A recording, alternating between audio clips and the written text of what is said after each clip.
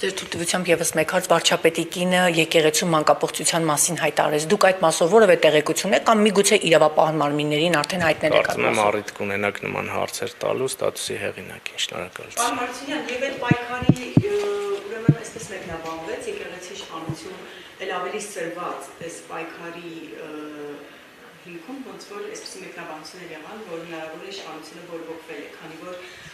հարցումներ են եղել եւ ըստ այդ հարցումների հայ առաքելական եկեղեցու հեղինակությունը 5-6 անգամ բարձր է իշխանության հեղինակությունից։ Սրա հետ կապում եք, դա ձեզ անհանգստացում է, որ եկեղեցին կարող է ուղղորդող նշանակություն ունենալ ընտրական գործընթացում։ Ես անընդհատ լսում եմ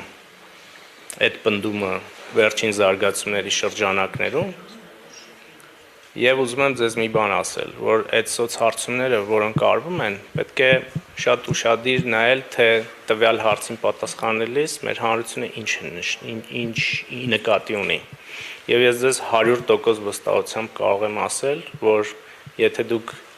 զուտ որպես ինստիտուտի նկատմամբ վստահությունից զատ եկեղեցական տվյալ դեպքում շրջանառության մեջ գտնվող անունները դնեք այդ հարցման մեջ, դուք կունենաք բացարձակ այլ պատկեր տվյալ անձանց նկատմամբ։ Եվ մի բան եմ ուզում ավելացնել։ 2021 թվականին ամբողջ եկեղեցին կաթողիկոսի գլխավորությամբ քարոզում էր ընդդեմ քաղաքացիական պայմանագրին։ Եվ հանրությունը գնաց եւ պատասխանը տվեց այդ կաթողիկոսին եւ իր սպասավորներին։ Այն ժամանակ